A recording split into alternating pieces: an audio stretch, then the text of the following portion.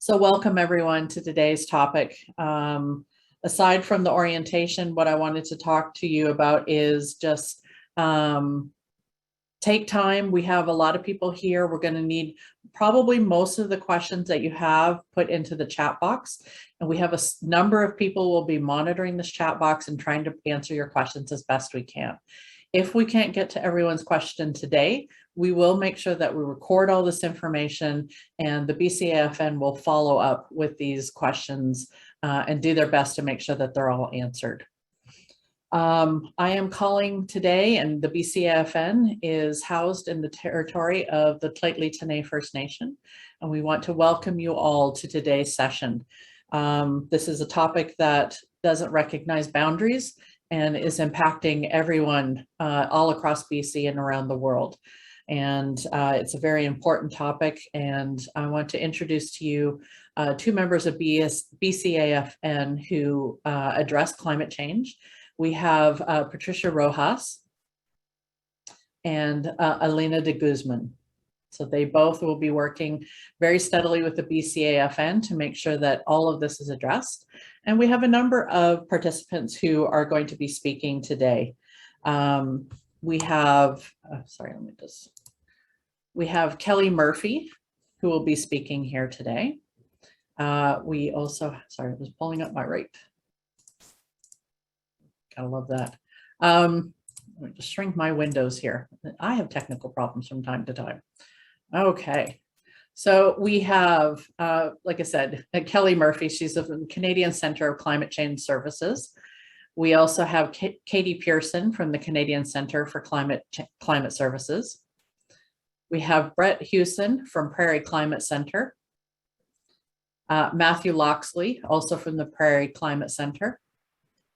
And Aaron Cahello will be joining us from Urban Systems from Kanaka Bar Indian Band. So welcome all. Thank you very much for joining us today. So I want to go ahead and get started on today's session. So I'm going to hand it over to Patricia, so you can do a brief introduction. Just, oh, some technical questions there. There we go. Why are we here today? Thank you, Karen. Thank you, everyone, for joining us today. As Karen said, I am, and for people who don't know me, I am Patricia Rojas, the Regional Climate Change Coordinator for the BC Assembly of First Nations. And I am happy to join in this afternoon from the beautiful land of the Williams Lake First Nation. So why is BCAFN hosting this webinar? This summer has been very difficult for everyone. We all suffer the heat waves, many fires, floods, droughts, and many other unusual events. As many BCAFN, and particularly Regional Chief Terry Tigi, recognizes that we are in a climate crisis. And so climate change has to be a priority. So this webinar is part of a series that BCAFN is hosting through the year with the goal of supporting First Nations community-based climate leadership. This is part of the mandate that Chiefs in Assembly gave us through various resolutions in recent years. The series of webinars aim to help communities to reduce greenhouse gas emissions and get prepared to face the impacts of climate change. In particular, today's webinar, it seeks to provide information to First Nations about available portals, platforms, and tools that First Nations communities can utilize to access high quality, timely, and I could say robust climate information to help support climate sensitive decision making adaptation planning. So this includes better understand of impacts and risks and vulnerabilities posed by climate change. So my colleagues and I are pleased to having you and the presenters, and we hope the information we will share today will be useful for your community. Please feel free to contact me if you have any questions. Thank you. I will post my email address in the chat box. Thank you. Thank you so much, Patricia. That is great. We are going to have two quick polls. The first one is going to be, what kind of work would you like to use climate data for? And there are some options in there that say other. Unfortunately, it just allows you to pick other.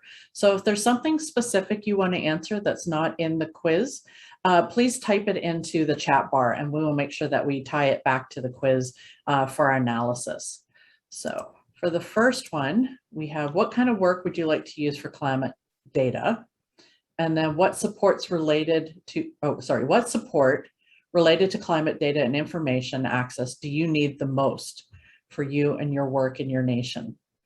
We also have a third survey question that we want you to think about, even if you don't answer right now. We're going to ask this at the end of the survey or at the end of the presentation, which is, what climate action webinar topic would you like to see the BCAFN host in the future? So when we ask that at the end, we will have you type your answer into the chat box. So for the first poll, what kind of work would you like to use climate data for? Joanna. Karen, I'm having some technical issues. It's saying that I'm logged out of the meeting, even though I'm hosting. So I've got to do a couple things here. I'll get back to the polls in a minute. Okay. All right. So we will move ahead without the polls. You got to love technology. So what we'll do is we'll go ahead, if you don't mind, Kelly, we'll go ahead and get started with your presentation, and we'll do the polls afterwards, after Kelly and Katie have done their presentation. So first off, we have Kelly Murphy, the policy analyst at the Canadian Centre for Climate Services. And we have Katie Pearson, who's also a policy advisor at the Canadian Centre for Climate Services. And I'm going to stop sharing my screen.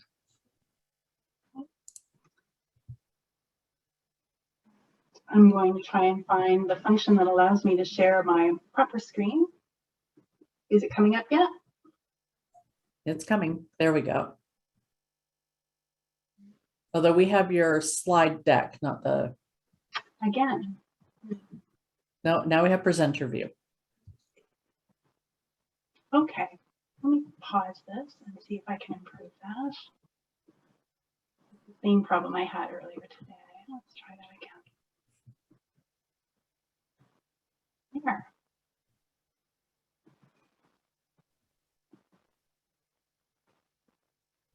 Is that correct? Great, wonderful. Thank you, Kelly. Okay. Sorry for that. Thank you very much. My name is Kelly Murphy, and I'm pleased to present to you today alongside my colleague Katie Pearson. We're happy to share information with you about the services and resources available through the Canadian Centre for Climate Services. Also joining us today is our colleague Trevor Murdoch, who's with the Data and Products team of the Canadian Centre for Climate Services. He's here to be assistance if you have more technical questions about any of the resources that we profile today. We would like to begin with an acknowledgement and to show respect for the Lekwungen peoples on whose territory both Katie and Trevor live and work, and the Songhe, Esquimalt, and Wasanic peoples whose relationship with the land continues to this day. And I acknowledge the Mi'kmaq Nation, upon whose traditional and unceded territory I currently live and work in Nova Scotia. Some of our preparatory discussions to get ready for today with Patricia and Annalena helped us to understand what climate data might be of highest interest to you as the audience. And for instance, changes in precipitation and temperature, extreme weather events. And so we're going to feature some data sets on climatedata.ca that relate to that. We also want to mention that we're working with the BC Assembly of First Nations to coordinate a training session this fall for members who would be interested in having a more detailed walkthrough of the climate data portal that we're going to introduce today. So I'll go to my next slide. If it advances. It's always a mystery. There we go. So this figure shows the adaptation cycle.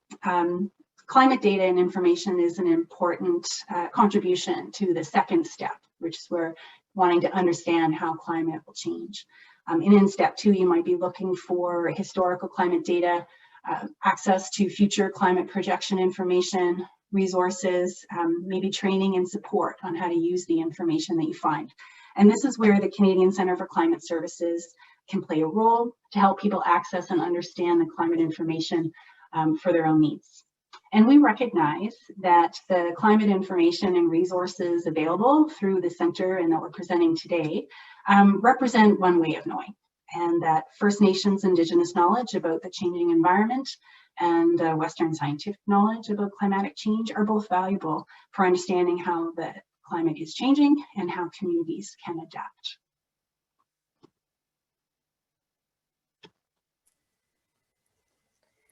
So the Canadian Centre for Climate Services was created in 2018, and our services include making climate data and information accessible, useful, and understandable.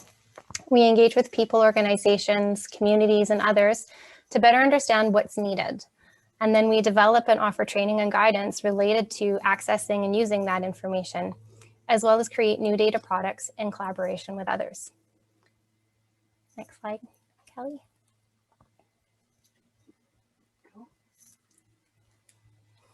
You want to move forward? My laptop. Go ahead. It's okay. All right. So on our website, the canada.ca /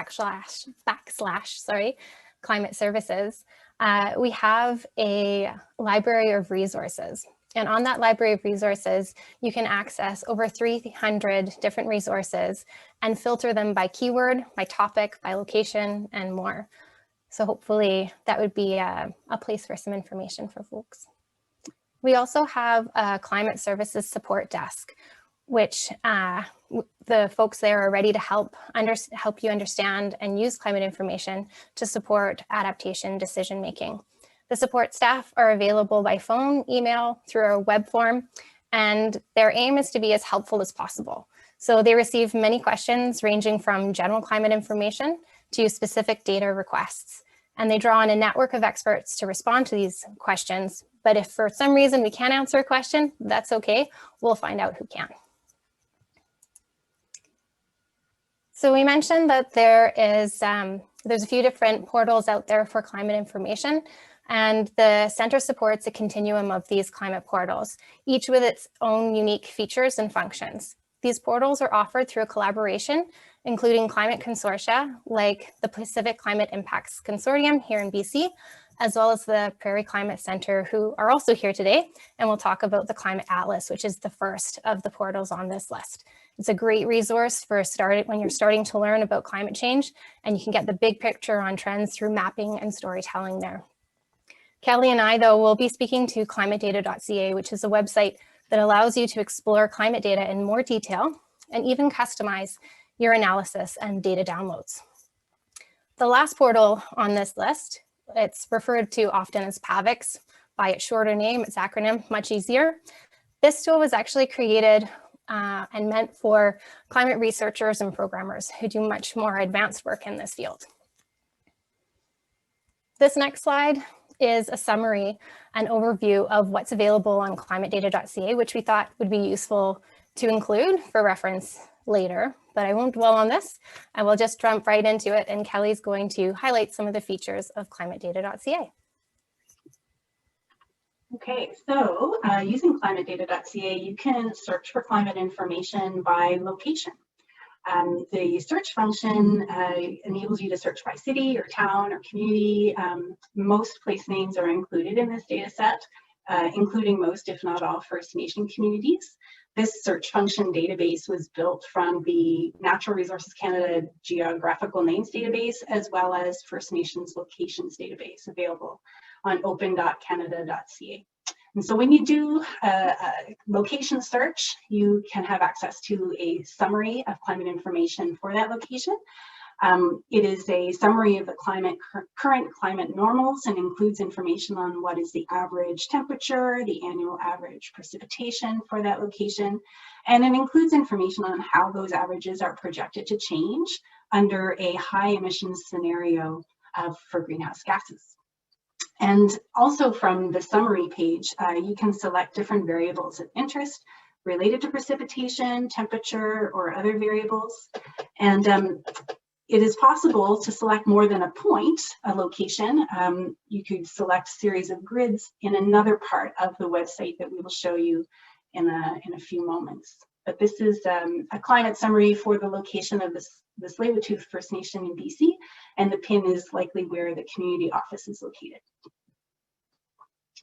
So you can also search by climate variable.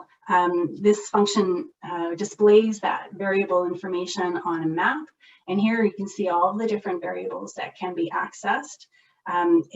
Precipitation, temperature, and different indices, even observation climate data is accessible through this function as well. And when that information is displayed, you can zoom in or out of a map location. You can change the time period that you're interested in looking at. You can even change the greenhouse gas scenario that you're interested in looking at. And then if you click the View All Variables button, you can sort of dive in and explore a little further about what variables are accessible here. So moving on to the next slide, we thought we'd take a minute and sort of show you how information will be displayed when you click on these variables. We have got a couple of bullets to show you how maybe to read this information. The gray box represents historical and observed information that is available for that location. And then the red and blue and green bands of information correspond to 3 greenhouse gas emission scenarios. So low, medium, and high emission scenarios create a range of data. And the solid line through the middle of those ranges of data represent the median data for that variable for that scenario. You can also adjust the times. You can turn on different scenarios. You can toggle on the low or the medium or the high if you find it easier to look at one or another or make comparisons. You also have the option of displaying the time scale slightly different if you want to look at a narrower time scale, but the band at the bottom shows the data to 2100. And at the top, there was a stack of lines, and if you click here, this is where you can access other information about the data. You can like how to download the information in different file formats. And then you have a how to read this button if you want to get a bit of a pop-up guided tour of how to read the information that's displayed on Climatedata. So it's a bit useful to spend some time poking around some of the learning tools on this website as well. So we've done some searches as a way to sort of illustrate the kinds of information available on climatedata.ca, and we do a bit of a summary here. We did a search for Vancouver to sort of illustrate what is available. And we were looking at how these variables may change under a high emissions scenario, which corresponds to RCP 8.5 for those who are comfortable with RCP information. So basically the typical hottest day in Vancouver in 25 years will increase from the average of 30 degrees to over 33 degrees. And that's important because that indicates that there could be risk of greater heat-related hospitalization or health risks. We also were able to search information about the number of days in Vancouver that could be above 25 degrees in the run of the year. And under a high emission scenario, that could change from the average of 17 such days to 63 such days. And that certainly indicates a greater need for energy use for cooling purposes, for instance. So there's some interesting applications for that kind of information. And then we also determined and found that the typical coldest night in Vancouver is going to change, will increase from -8 degrees to -3. And that could be significant because there could be a loss of a cold barrier to certain invasive species where cold keeps that species in check. So there's some interesting temperature information available through climatedata.ca summarized here. If you want to gather information on a number of grid cells on the map and beyond a point or an area that's a little wider, you can use the Analyze page on climatedata.ca. On the Analyze page, you can choose what data set you want to search, what locations you want to search. You can select, a couple of different grid points, many different grid points. You can customize what variables you want to search for, time frame, etc. And one of the types of analyses that is possible to explore on climatedata.ca is heat wave frequency. And we thought that this might be of interest to this particular audience given the summer that has been had. So I've gone ahead and taken a screenshot of the Analyze page and the heat wave frequency analysis tool that's here. And as a user, you have the opportunity to customize the analysis to be as relevant as possible for your location. So in the blue banner section, there's cells that you can add information to as the user. You can define what a heat wave is for your location. So for instance, you can enter information on what the minimum nighttime temperature would be, what the daily maximum temperature could be, and how many days in a row these kinds of conditions could persist to define a heat wave.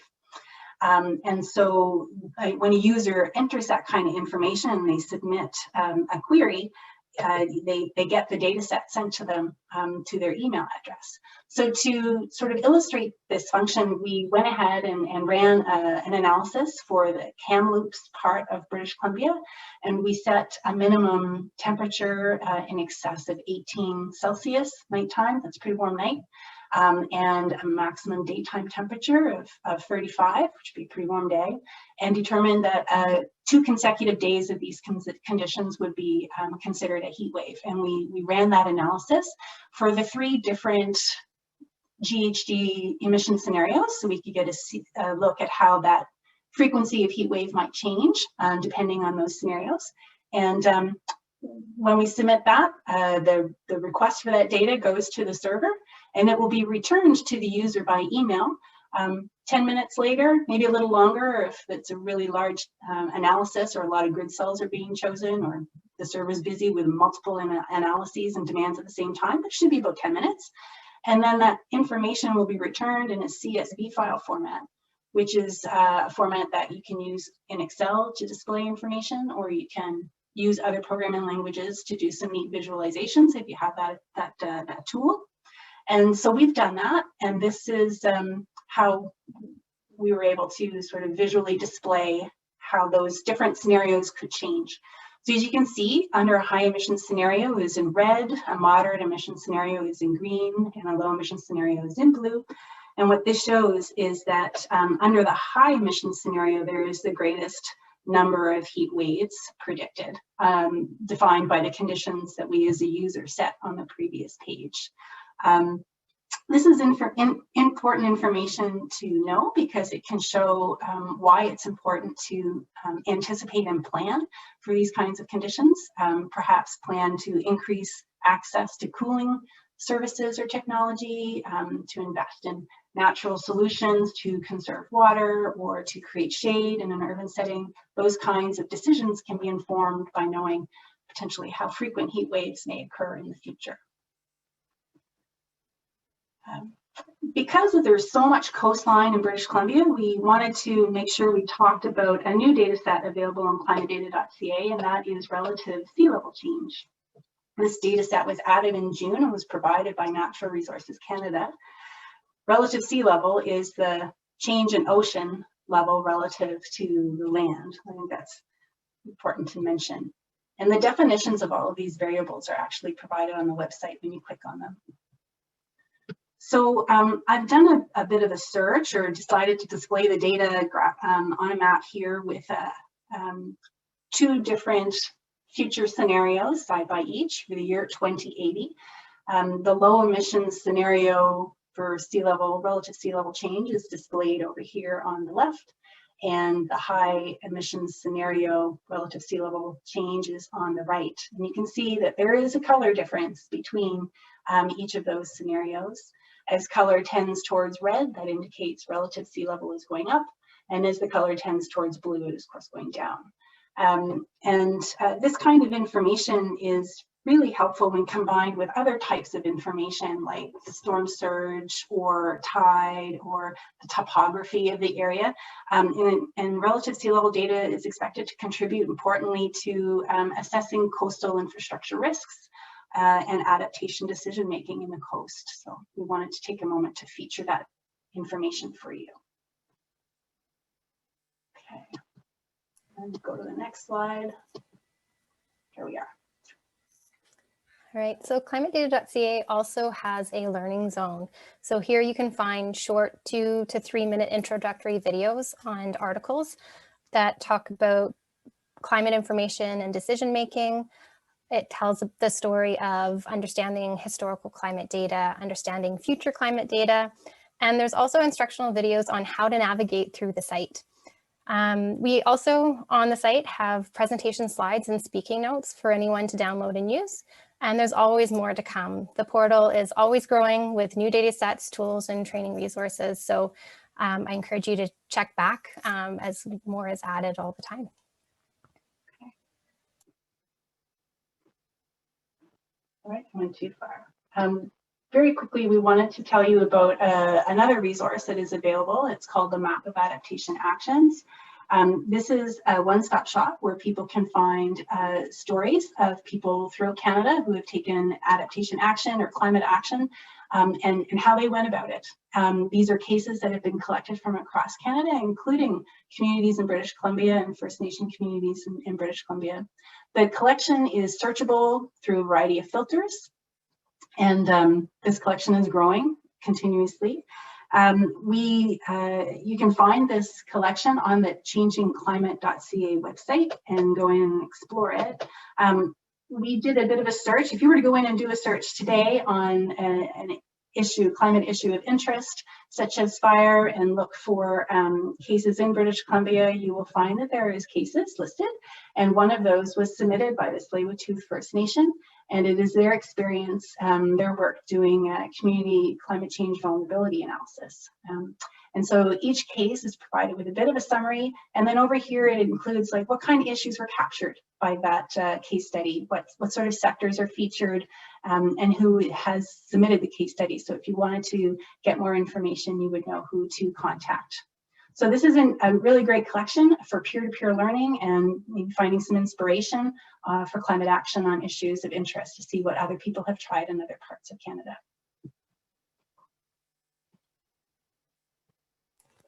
And just to wrap up, we know we've shown this before, but we just wanted to, again, show the contact information for the Climate Services Support Desk. And also mention that we welcome feedback about climatedata.ca, anything you'd like to see added, data, functionality, the learning zone topics. And yeah, we are here and we hope to hear from you. And Kelly, I think we have one last slide just showcasing those portals all together. That's right. Yeah. So thank you very much for inviting us to speak as part of your panel. We look forward to your questions in the discussion. Thank you, Kelly and Katie. That is a great overview of the portal that you have and the information that you're able to provide. And I know I'll be looking into it a bit further as well. So thank you so much for that presentation. Next, we have a presentation by Brett Hewson and Matthew Loxley. So if you want to go ahead and get started.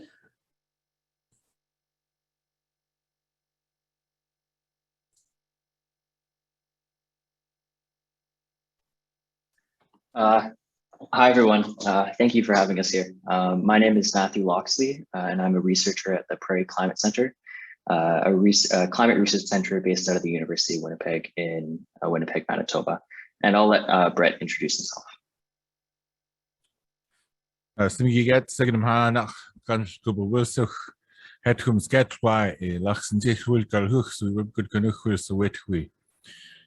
name is Hetkum Sget. I'm also known by my government name, Brett Hewson. I'm from the Gitxsan territory, Northwest Interior of BC, but I've been living in Winnipeg for 15 years now, and I work with the University of Winnipeg as a research associate. Thanks. And today we'll be talking about the climate atlas of Canada and Indigenous ways of knowing. But first, I'd like to start by acknowledging that the University of Winnipeg is located on Treaty 1 territory, the regional lands of the Anishinaabe, Cree, Oji-Cree, Dakota, and Dene peoples, and the homeland of the Métis Nation. So the Prairie Climate Centre is a climate research center based out of the University of Winnipeg. And one of our goals is to make climate change more meaningful and relevant for people living in Canada. And so we bring an evidence-based perspective to communicating science impacts and risks of climate change through a number of different methods. And we have a diverse team consisting of climate scientists, social science researchers, filmmakers, and communication specialists. And so one of the tools that we have developed is the Climate Atlas of Canada. It's an online tool that is designed to make climate change more approachable and meaningful for people in Canada by combining climate science, mapping, climate data, and storytelling. And so the creation of the Climate Atlas was made possible through the support and funding of a number of different organizations, including the University of Winnipeg, where we're housed, and many different government bodies. And as mentioned before in the last presentation, we're a continuum of portals, or part of a continuum of portals that includes climatedata.ca. And this is important because we all provide data from the same source, and we work together to ensure that you have access to the most up-to-date data and ensure that the data is consistent across the portals. And so the Climate Atlas of Canada presents climate model data for all of Canada. We have taken temperature and precipitation data from 24 different global climate models provided by the Pacific Climate Impacts Consortium. We've processed it, analyzed it, and summarized the data, and designed an interactive maps and graphs for the web in order to present the climate models in a more digestible format. And so beyond the data, the Atlas also includes easy explanations of climate science, special topics related to cities, agriculture, forests, and how they connect with climate change. Climate summaries of major cities across Canada, as well as short documentaries that tell local stories about climate change. And at this point, I'd like to just give a little tour and show you how the site works and some of the different content available and how to navigate it. And if you'd like, you can follow along if you have a phone or a laptop. You can go to climateatlas.ca. So this is the homepage of the Climate Atlas. And there are a number of different ways you can navigate the site. First, you can scroll down through the homepage where you'll find links to featured content, such as articles on climate change, special reports that we've developed, such as this one on heat waves and health. On the top right, there's also quick links to some of the key content types, such as our map, where we have our climate data, topics, videos, and articles. And then on the top left, there's a menu button, which gives you a bit more detail about what's on the site, such as links to the topics, the ability to access local data, and our number of different downloads that we offer. So for now, I'm going to go to the map. And so the map is an interactive way to see what climate change means for your community. And specifically, it is showing what climate models are projecting the future climate to be in Canada based off different greenhouse gas emission scenarios. So the map takes data from 24 climate models and visualizes them, so the information is more approachable than just a bunch of numbers. And so this climate model data for every part of Canada, every grid square and every place name can be clicked to provide more information, climate information for that location. And so you can see as I click on it, a sidebar pops up and gives you specifics about what you're looking at, but I'll get into that later. And so we have model data for every day of the year between 1950 and 2095. Navigating the Atlas is similar to how you might navigate Google Maps. You can click and drag to move around the map. You can zoom in and out of the map. And as you notice, if you zoom in, more place names will show up. On the top of the screen is a title and legend, and it shows you what is currently being displayed on the map. So if you first visit the site, you'll see that you're looking at a map showing the number of very hot days in a year for a high carbon emission scenario or more climate change for the time period 2021 to 2050. And on the left, the color ramp or the legend shows you what the colors represent in the map. So here, red means more hot days, while the bluer color means less hot days. When you arrive on the map page, you'll first want to decide what sort of climate information you're interested in. We've broken down the daily temperature and precipitation data from climate models into indices called climate variables that we think are more relatable. And so these are all on the bottom of the screen. And we've organized the variables into categories for easier navigation. So there's hot weather variables, things like very hot days or number of heat waves. There's cold weather variables, such as very cold days or freeze-thaw cycles. Your standard temperature, mean, min, max, precipitation variables, and agriculture. So when you click, and agriculture-related variables. So when you click on a variable, the map will change. Next, you'll want to select what time period you're interested in. And we've broken down, we give you options to search for 3 different time periods. The recent past, which is 1976 to 2005, the immediate future, which is 2021 to 2050, and then the far future, which is, or the near future, sorry, which is 2051 to 2080. And next, if you're looking at a future time period, you'll get to select how much climate change you want the models to show on the map. You can choose between less climate change or more climate change. And more climate change, which is the high carbon emissions scenario, or RCP 8.5, is a scenario where if we continue to emit greenhouse gases at the same rate going into the future, and there's little effort to reduce emissions. Or less climate change, where there are still emissions, but there's global efforts to reduce them. There are other options around the map that you can select that will adjust different aspects of the map. And there's also helpful information buttons at the top, like here, the map information button. If you click, it'll give you information about the variable and what the map is showing, as well as other buttons here to help you navigate the map interface.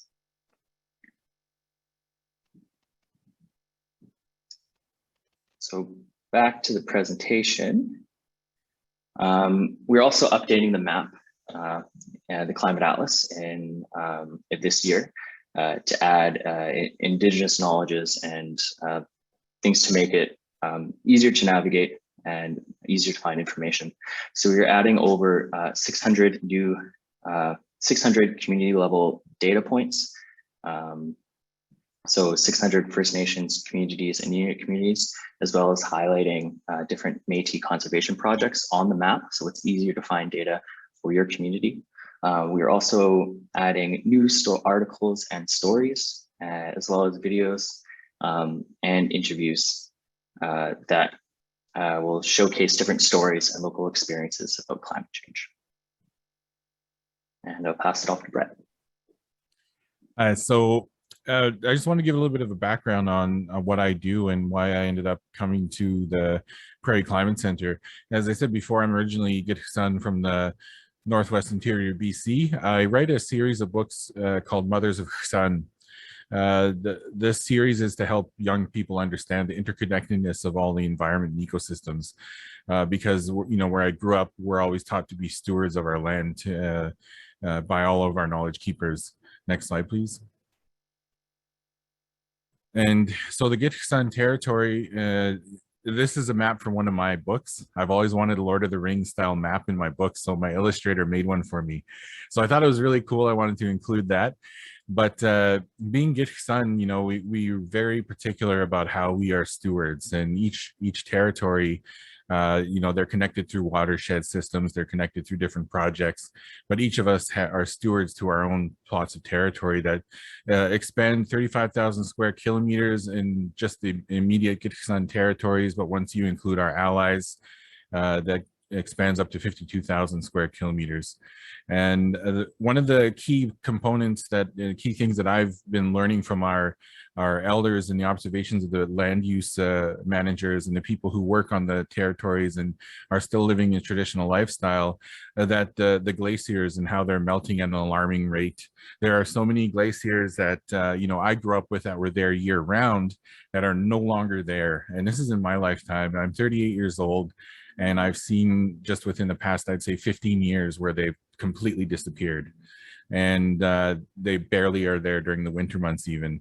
So this is contributing to a depletion of salmon population on top of the already decreasing population from overfishing and logging and pipeline projects.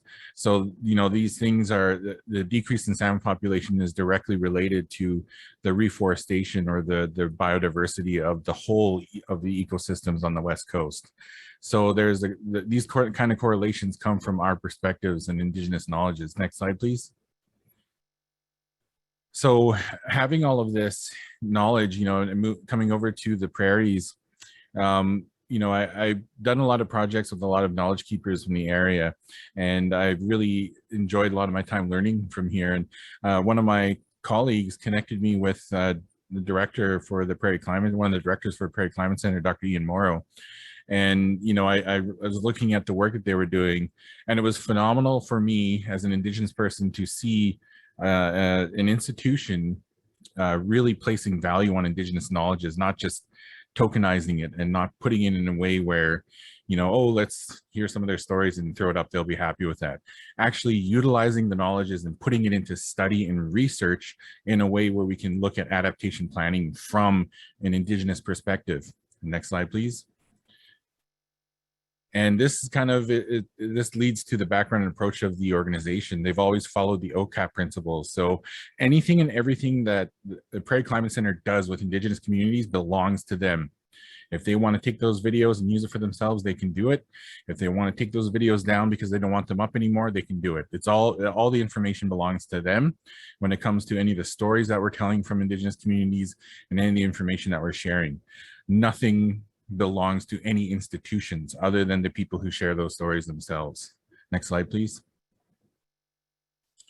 So in the engagement, the Prairie Climate Centre spent a lot of time developing some amazing relationships with Indigenous leaders from across the country. And we place great value on knowledge keepers, and not just from the academic realm, but just knowledge keepers in general who have a lot of valuable information that is related to adaptation planning and related to how we look at climate change in a different way.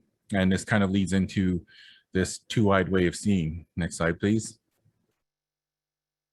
So currently, some of the projects that we are working on that I wanted to highlight is we're helping the AFN develop their Climate Lens initiative.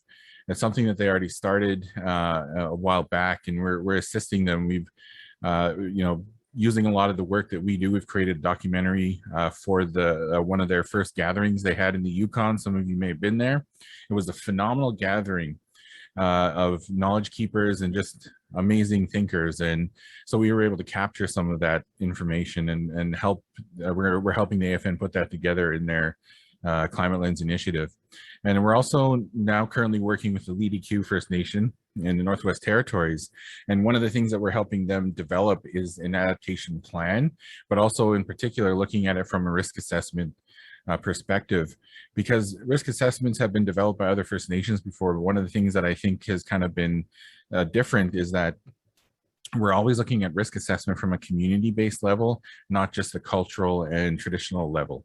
So that meaning, you know, there are natural infrastructures such as winter roads in a lot of communities, places where they have tributaries that are at certain levels so they can cross into their trapping grounds, all those different things that need to be managed and assessed compared to just the community level where it's only community infrastructure. We're looking at natural infrastructure. So we're going to be helping the Lidiq with their project. And one of the things that I'm leading right now and developing is part of the Manitoba Climate Resiliency Training Program, which is part of the NRCan's BRACE program. And this is one of the things that I'm developing with this is a training program that allows Indigenous communities to utilize their own knowledges in their own adaptation planning. So we're not going in there to say, this is what climate change is. You got to plan the way that everyone else plans. No, we're going in there to utilize their knowledge. They know the land more than anyone else. For tens of thousands of years, Indigenous people have been through climate change. We've lived through multiple glaciation periods. We're beyond the land ice bridge theory. Those are, you know, things that don't mean anything to us. Those are doctrines that limited and helped deplete the knowledges that exist. So what I'm trying to do is create a program where we can go to a community, help them look at their own knowledges and start to translate them in a proper way. A lot of our languages were first translated by priests who came to the communities. So they had little understanding of the world and little understanding of the land. So when they translated our languages, they made everything mythological and non-real. So part of what I want to do now is to take those stories and to really explore the true meaning behind them. As an example, with formline art in the West Coast, you see there's a lot of black and red that is used in the colors of the artwork. We didn't use black just because we couldn't make any other colors. We can make any color that we saw in the world. One of the reasons we use black is because we believe that our artwork was an interpretation of the building blocks of life. So the black represented what we thought everything was made from, because we saw when everything burned, it turned black. So that is a rudimentary understanding of carbon-based life forms. So we had taken this and put it into our artwork.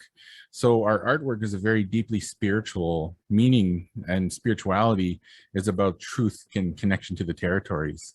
So these are the things that I wanted to access in helping people better understand Indigenous knowledges, so that we as Indigenous people can not only help ourselves, but help the greater communities, the non-Indigenous communities who are still looking at things about protecting humanity and ideas that only benefit humanity, whereas Indigenous communities look at, how do we benefit the land?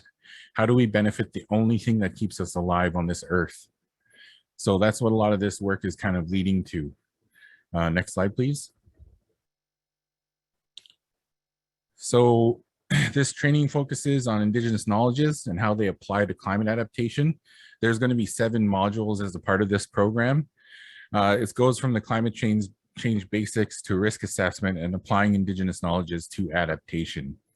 So every community is going to have their own stories, their own knowledges of their own territories, and they're the experts on their own territories. So this module is not there to teach them about that. It's just to teach them how they can translate their knowledges for non-Indigenous communities, so that they can, the research goes both ways. We can benefit from the data, but the data can also be correlated to our stories. So there's benefits to enrich both types of research, because Indigenous ways of knowing is a science. It's a science based off observation and peer-reviewed observation. Just because we didn't write it down the same way they do in academia, it doesn't mean that it's not a science. Our people lived a specific way of life, and it benefited the territories, not ourselves. So that's kind of where I wanted to go with the training program. Next slide, please. So just trying to get through, there's so much to this, the program, but we just wanted to give, a better understanding of what we're developing. And also just, we'll be doing greater sessions in the future that we will be planning with AFN and all of the different branches of the AFN in every province and territory. So we're going to be working on something with Patricia in a future date to go more in depth in the program. We're still in the developmental stages of the program, so some of the modules are still being worked on. And by the time we do a more in-depth session, we'll be able to actually go over every detail of that training program. But that just gives you a little bit of a scope of the idea of the stuff that we're working on. And it's a phenomenal team, like Matt was saying. There's so many different people who work with us, and I love working on this team. They're a really great group of people who have really put their heart and soul into ensuring that we can take Indigenous knowledges into the future with connecting it to science, Western science, sorry. And if anyone has any questions, you can contact us via our emails. Thank you so much, Brett and Matthew. That really was a great overview. That atlas sounds amazing, as does the program that you're developing. Quickly, before we go on to the next session, Matthew and Brett, perhaps you can answer. We did have a question which was wondering how information from specific communities were going to be incorporated into this atlas that you've got. Yeah, so currently what we are doing is we've had a number of Indigenous communities from across the country who've had projects that they wanted us to work on us with, and we also had filmmakers who traveled across the country to document other Indigenous communities' adaptation projects that they're already doing. So if you actually go to the Climate Atlas, even though the Indigenous topic isn't launched just yet, you still can access all of the Indigenous videos on the video component of the Atlas, and all of the information as well that is put into papers. You know, we recently just published a paper with Turtle Lodge called A Change of Heart. And so all of that information is on the Climate Atlas, but usually what happens is if a Indigenous community approaches us and asks us to assist them with the project, it really depends on our time, like what projects we're currently working on. And LeadEQ just happened to hit us at the right time. And at the moment, we're actually developing some risk assessment tools for Indigenous communities. So it kind of worked to coincide with the project. And we would love to be able to work with everyone. But again, we're just, you know, it's building that capacity. We're still a very small organization, but we do our best to try to keep up with the demand. We have a lot of people who ask us constantly. But what we do love is when people share their stories, one of the things we're looking to in the future is to be able to have a way that people can take their stories they've created. And I think this has already happened with a couple of the videos that were already produced. And then we just edited them a little bit for them and then put it onto the website. So again, if you have content that you want to share, by all means, you know, it wouldn't hurt to connect with us, and we'll try to see if we can get it on there. We can't guarantee anything, again, just because of capacity and time. We're a pretty small team, but we do as much as we can. But it's always amazing to get that kind of information, and we'd love to host the videos on the Climate Atlas. You know, that's one of the things that we want to do, is share the videos that show how your community is adapting to climate change, or what the things that you are trying to do, because there are a lot of Indigenous communities who've been doing it for a long time already. It's just now, because it's finally becoming a concern for non-Indigenous people, that you're starting to hear about it more. You know, like I grew up on a roadblock. I grew up participating in protecting our territory, and we're always painted as terrorists and people trying to stop progress, but that wasn't the case. We were just trying to protect the water and protect the salmon, because nothing can speak for the land except us. So, you know, that's one of the things I hope to accomplish through that. But yeah, by all means, get in touch with us. Thank you so much. Hopefully that addressed your question there, Chief Michelle. For Kelly and Katie, I just wanted to ask real quick, your portal that you have, are there people that First Nations can get in touch with to get a bit of a tutorial on how to use the Atlas if needed? Yeah, absolutely. I mean, by contacting either Katie or I, or the support desk, and the contact information was in the slide, and this, you know, we can definitely arrange an opportunity to do a more detailed walkthrough of climatedata.ca. We're also having conversations with Patricia about setting up that kind of training specifically in the fall. But you know, if people have an interest in that, they can get in touch with us. Yeah. Great, thank you so much. So for everyone else, we're having a bit of technical issues still with the polling. We're going to see actually if we can find a way to send the poll out to all the registrants rather than stressing about it here in today's webinar. So we'll try and get that information to you as soon as we can. But we have our next presentation by Aaron Coelho, and I'm sorry if I mispronounced that. And you're with the Kanaka Bar Indian, sorry, you're with Kanaka Indian Bar, and you're the climate change specialist. Thank you, Karen. I'll share my screen to get things going here. Share. And I'm going to start the slideshow from the beginning. Does this show up properly for everyone? We can see it. Okay, wonderful, wonderful. Okay, thank you. Yes, my name's Aaron Coelho. I'm calling in today from the city of Kamloops in the traditional territory of the Secwepemc Nation. And today I'm going to be sharing a bit about Kanaka Bar's climate change action plan and focusing on the use of climate data and also site-specific environmental monitoring. Thank you to the previous presenters, Kelly, Matthew, Brett, Katie. It's very encouraging to see all the excellent resources and tools available to communities to access climate change data and resources. This is so important as an entry point for people to start thinking about it for such a daunting topic for so many. Before we get into it, I'd just like to acknowledge that Kanaka Bar is located in the Fraser Canyon near the village of Lytton, and just the tragedy that happened there just over a month ago with the forest fires.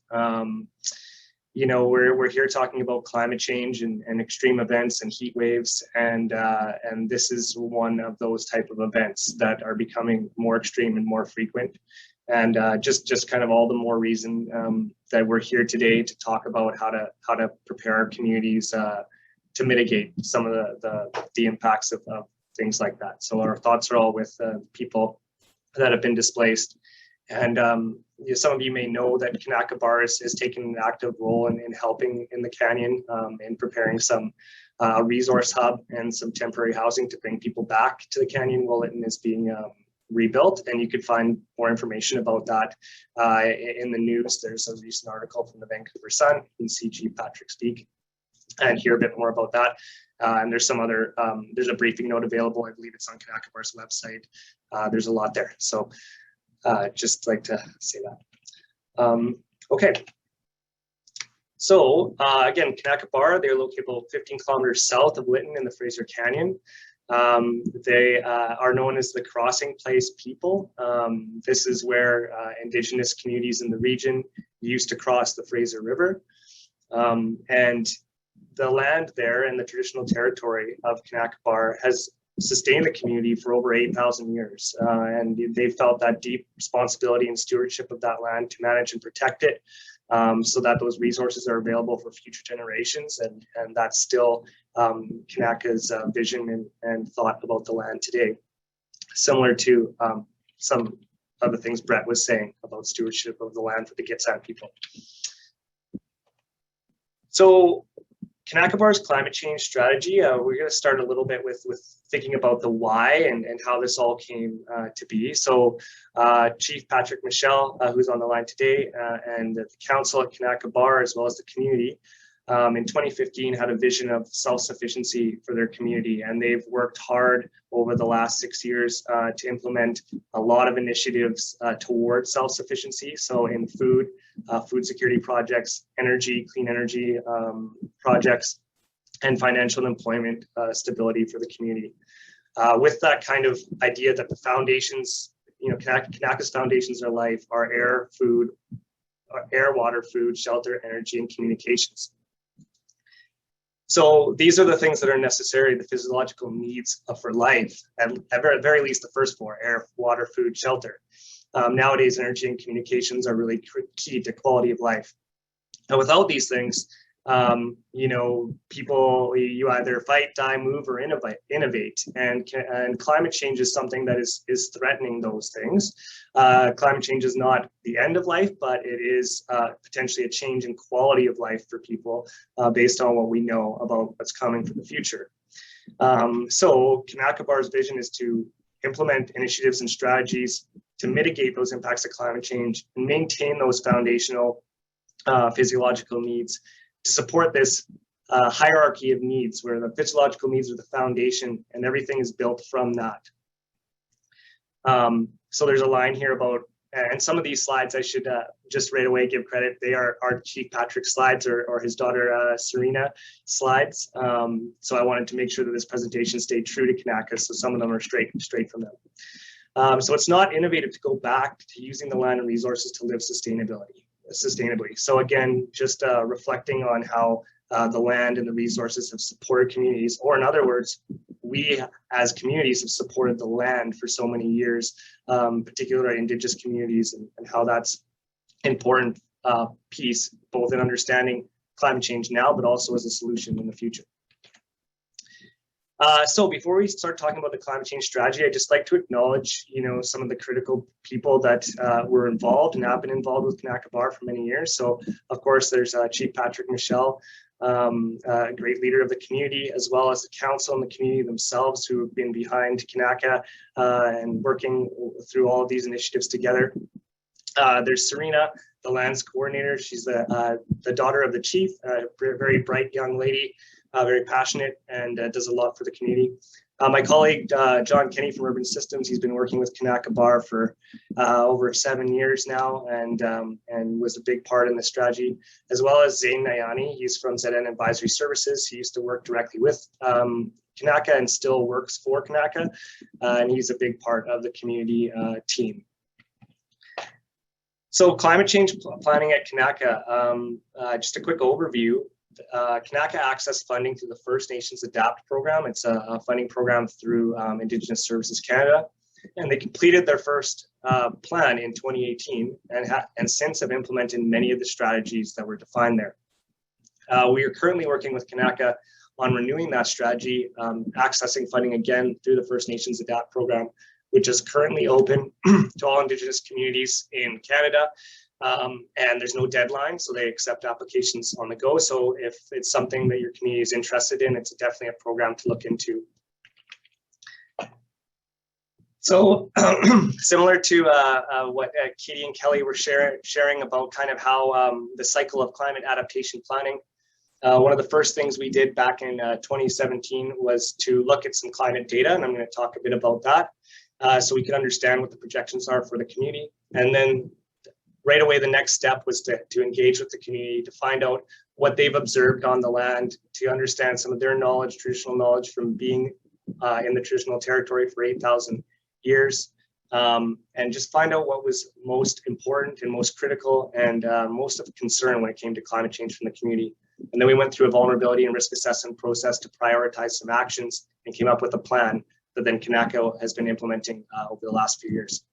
So some of those priority adaptation items that came out were water resources, forest and wildfires, traditional foods, access roads, supporting that self-sufficiency vision, youth and community engagement, and of course, education and capacity building. So having people in the community understand climate change and understand ways in which we can come together as a community, it's very important that it comes from the ground up too. So, okay, so we'll talk a little bit about data sources that were used in the 2017-2018 plan. Note that the resources that were presented earlier today, Climatedata and the Climate Atlas of Canada were not available. Those tools are really great, really user-friendly. I'm so happy to see them. But before those are available, we use some other sources. We use Climate BC, which is produced at the University of British Columbia. We use data from the Pacific Climate Impacts Consortium from the University of Victoria, and we used the IDF, which is the intensity, duration, frequency. It's about storm events and the frequency of storm events. We use that tool out of Western University.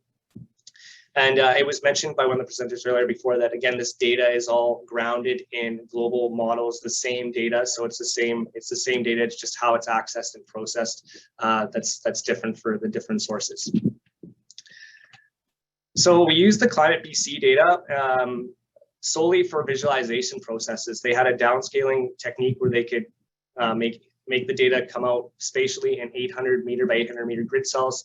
And this was really good for mapping and visualizing change across the traditional territory in the region for Canaca. So maps like these were generated for various indicators, and this one is for mean annual temperature. And you can see the different climate normals, those 30-year periods, and how the color change indicates a warming trend.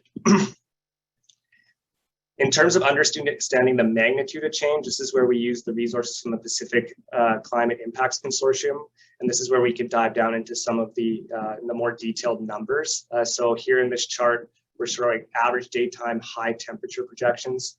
This is again using that RCP 8.5 scenario, which is the highest greenhouse gas emissions. It's the best practice to use that for planning initiatives to be conservative. Within that, there are several GCMs. I think it was mentioned, 24. So we use an ensemble approach, and that's why you see a range here. So there's a median number, and then there's a range, because we're not quite sure, exactly what will happen in the future. But what you don't see on this chart for temperature anyways is any negative numbers. The temperature is not going down no matter what scenario you look at.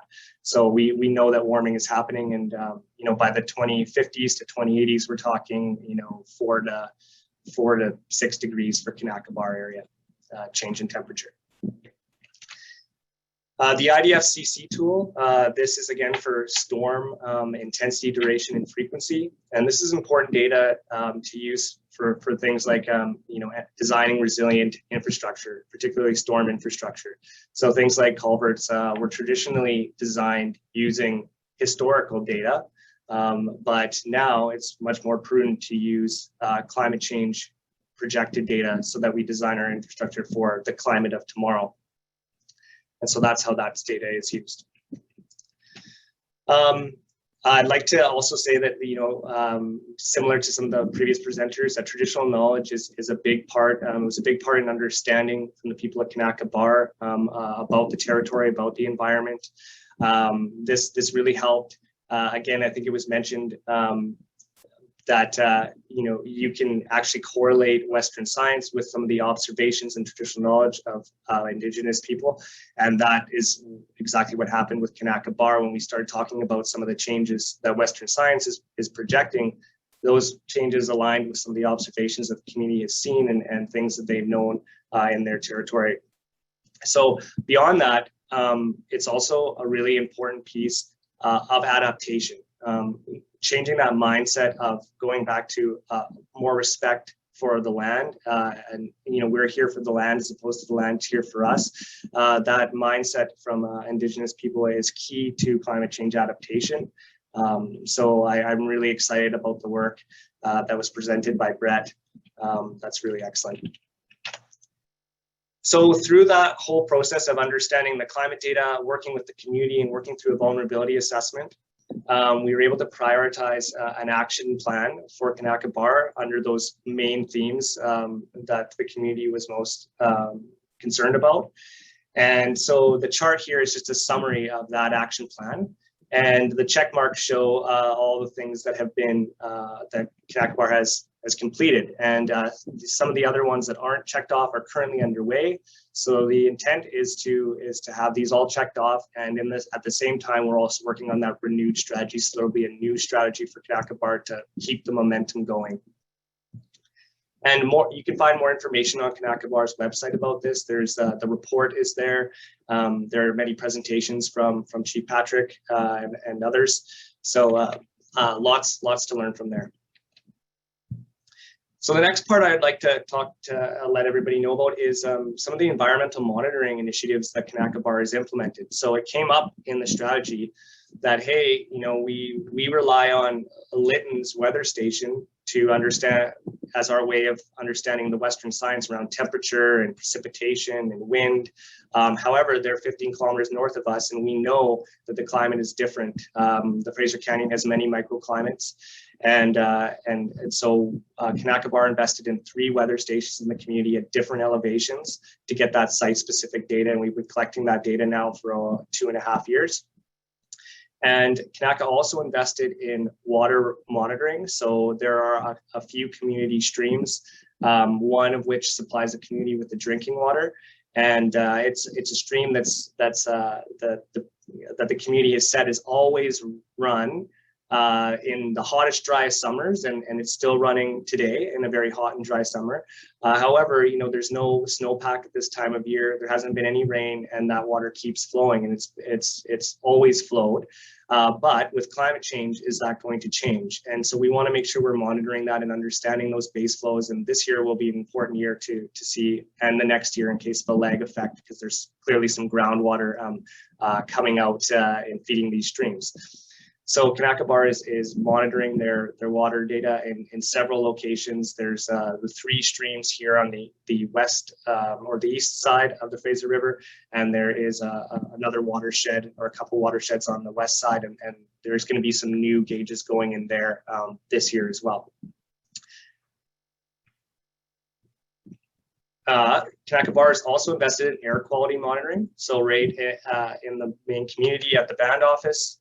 Again, if you guys are familiar with Purple Air, it's a pretty popular air quality monitoring website. All of the Purple Air monitors that are out there in the world are presented publicly on a map. And if you look on the map, Kanaka's is the only one in the Fraser Canyon. So it's the best place to get air quality data for the canyon, particularly for wildfire smoke. So here's a picture of Serena just pointing at where it is there. At the band office, and some smoke from some previous fires. Is not from this year, probably from 2018.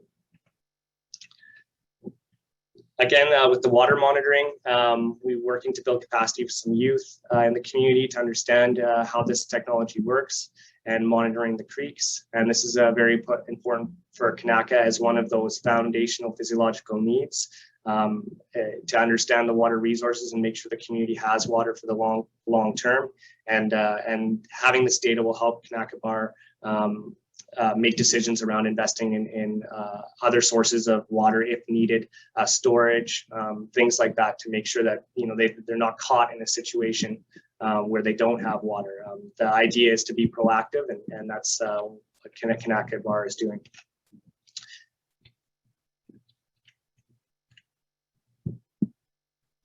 Okay.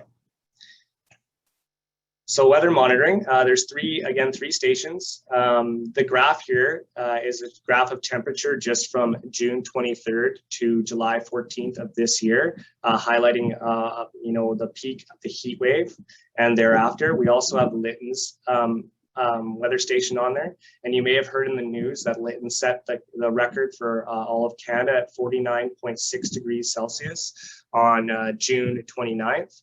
On that same day, Kanaka Bar recorded a temperature of 50.2 at their Lot 4, their lowest elevation weather station.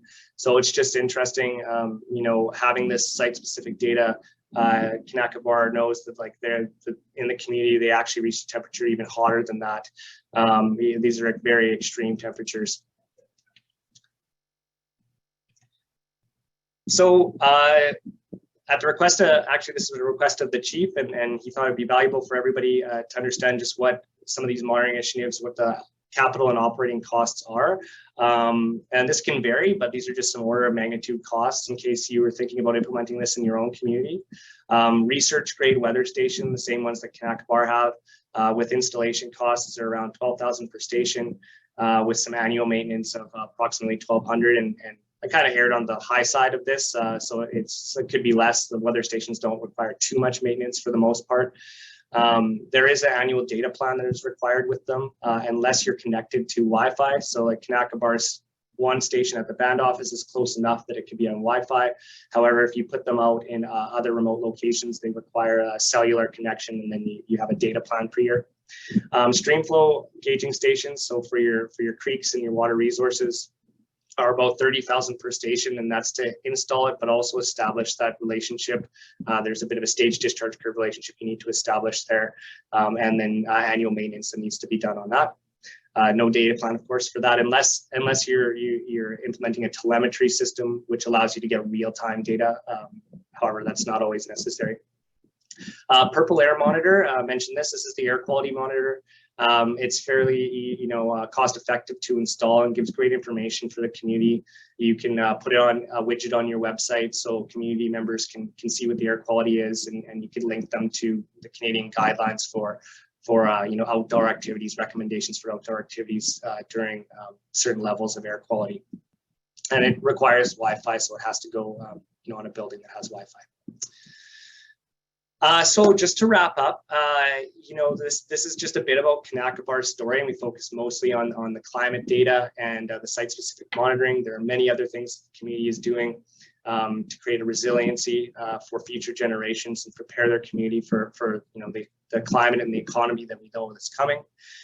This is one of my favorite comics here is, what if climate change is a big hoax and we create a better world or a better community for nothing?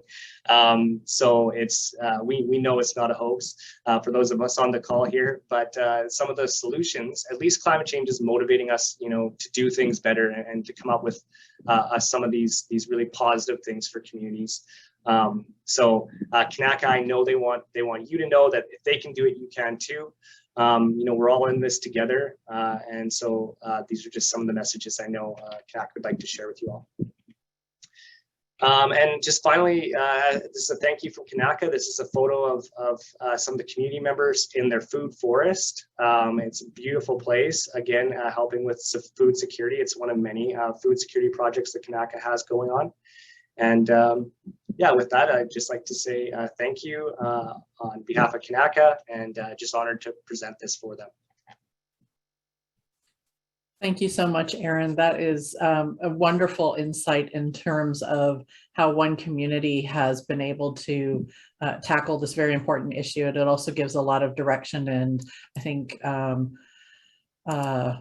examples to set for other First Nations communities. So thank you very much for that. What we're going to do now is move into a question and answer session for the participants. Because we have a large number of people here, what I would like to do is have you use your raise hand option.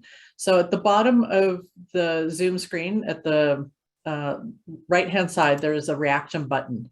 And when you click on that, it says raise hand. So if you have a question, please click that, raise your hand, and then we can call you. Or if you don't want to talk, you can type your question into the chat bar. But this is now open to all participants to answer or ask any questions that you may have. So, do we have any questions?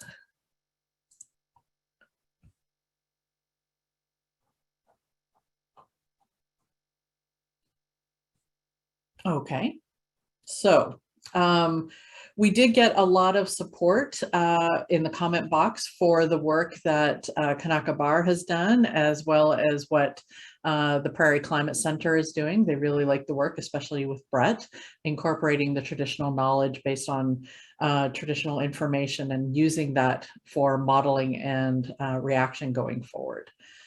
So Judy, go ahead. Oh, you're on mute. So.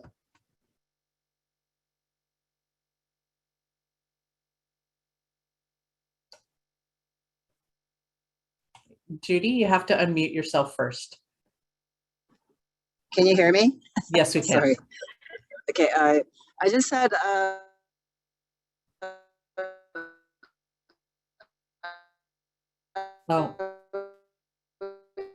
just wanted to say, the United Nations Declaration, it's be implementing it in regard to, so with the United Nations Declaration on the Rights of Indigenous People.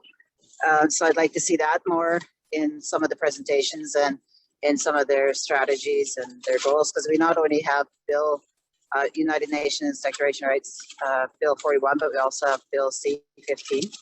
I'm hoping you can hear me. And yes, then so the other part is that, our Indigenous laws are and jurisdiction and legal orders. That's the first and foremost. Okay. I think you're done. Unfortunately, we're having you drop out a little bit there, Judy. Because with our inherent title and right in BC, that we still have, so we still need to make sure that our Indigenous laws and legal orders are and jurisdiction are also full. They're not graded or they're not harmonized. They're we all have them in our nations, and we have to be careful about, how much we subject to put it under colonial laws. So we have to be careful about that. And also in regards to the resiliency and adaptation, I think Indigenous Service Canada or the government should be making those funds a bit more freely available to our nations, because we're most adversely affected in regards to climate change. We all, have them happening in our backyard, especially towards water and protection of our watersheds and our water. A lot of the water is at really all-time low, and the salmon can't make it back. The water is too warm and too low, and that affects the salmon as well.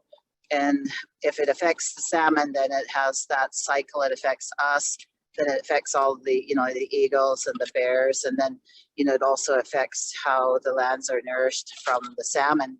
And we nourish, and it's a cycle that we are all affected with. So, and then there was one other point on that last. The Kanaka Bar and the other presentation that was just before them. I think those are good examples of communities that have the vision and also are stepping up in regards to what their communities are doing in regard to climate change, which is so important to share, because we have to have our Indigenous knowledge. People are looking towards it to, like, even how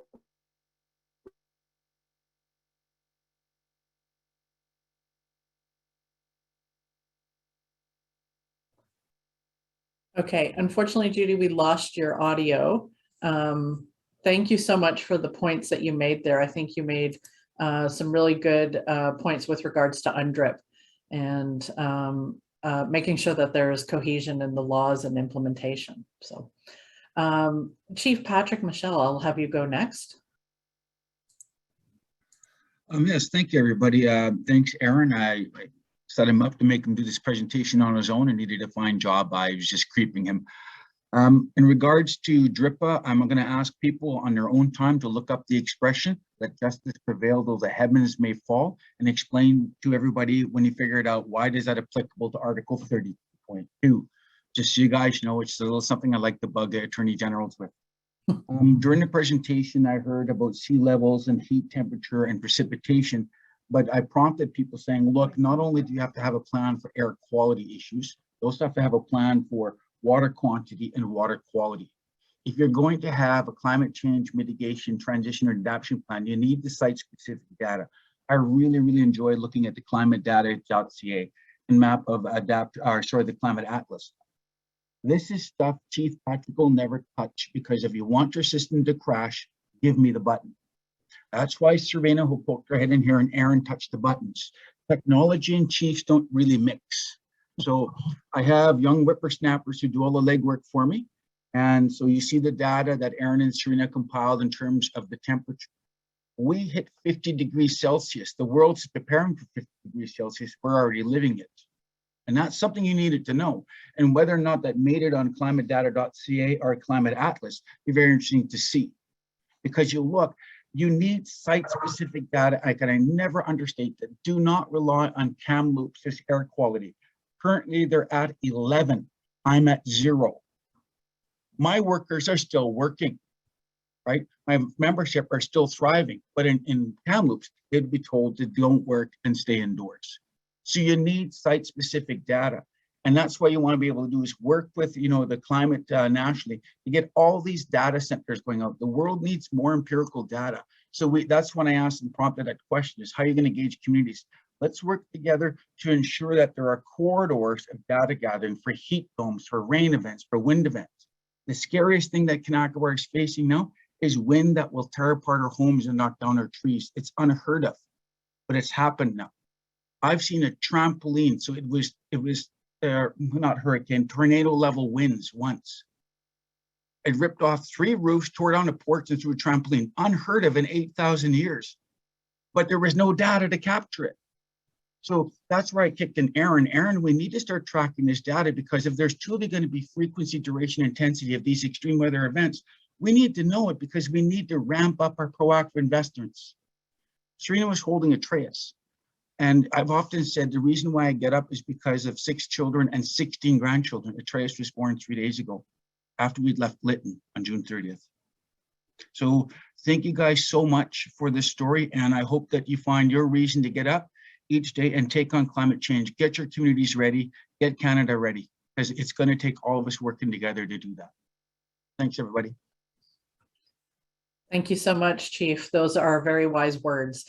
And, you know, tied to that, we have a beautiful grandson, I'm assuming, there, by the way. Wonderful. We do have a question about trying to get funding for a project similar to what Kanaka has done and getting weather stations put in, and how do we secure funding to do that? So that was one of the questions. One of the other questions we have, which is, aside from SLR, has there been any work to combine terrestrial and marine climate data to better understand coastal processes? So that's something that is a big concern for some of these members as well. Kelly, I don't know if you're going to speak to that or not. Okay, so that is one concern. Another concern or question we have, are there partnerships with other First Nations to foster understanding how coastal communities can help interior communities? So sharing data between nations on the coast and interior to see how those feed off each other as well. And I think that's an important partnership that would be needed in the future. And go ahead. I can watch it free because of the plane. Oh, sorry, I thought Chief Patrick was going to say something there. So Chief Patrick notes that they use their own source revenue, such as gaming revenue, to provide and fund for those weather stations. You can do grants, but it takes time. And, you know, he says, don't wait for others, which is a very good motto, I would say. So because unfortunately we are kind of coming out of time pretty quickly here, we do have some very good questions that I know the BCAFN is going to follow up on. But what I wanted to do was just do a quick screen share. First off, to not that you haven't seen them, but give a face to the names of our speakers today. So thank you all very much. We have Kelly Murphy, Katie Pearson, Brett Hoosen, Matthew Loxley, and Aaron Quello. I think I did that one better. Thank you all very much for your presentations today. I know you've presented a lot of interesting tools and case studies that are very important. For people who are interested, here are their contact information. So we have their email number, addresses, and their phone numbers, so you can reach out to the individuals that you want. We are going to follow up with the poll, and I think we will try and get it out to all the registrants via email. So please take a time to fill out that poll. BCAFN wants to hold more sessions in the future, some tutorials on how to use those tools that we saw today, as well as target presentations towards specific topics that the communities are raising. So please, when you get that poll, please fill out and provide that information back to the BCAFN. So I'm going to leave this up to give people time to write out addresses and emails. This will be put on the webpage for the BCAFN, so you will be able to access it again if you don't quite get it all today. We thank you all very much for attending today. This is, I think, a topic very near and dear to most of our hearts, and we need to work fast and together as best as we can. So, Patricia, I don't know if you want to close off with anything. Yes, thanks, Karen, and thanks everybody for taking the time to join us today. And we also have a climate change distribution list. So if you want to receive some information and also information about the training sessions we are going to prepare for communities on the Climate Atlas and also the Climatedata, please send me an email. But we will send this information to all the attendees today. We also send a follow-up email with questions and answers. And as Karine said, we will post everything on the BCAFN website. So thank you. Thank you all very much. Please, everyone, have a good day. Stay safe out there, and we'll be in touch soon. Nachalnya.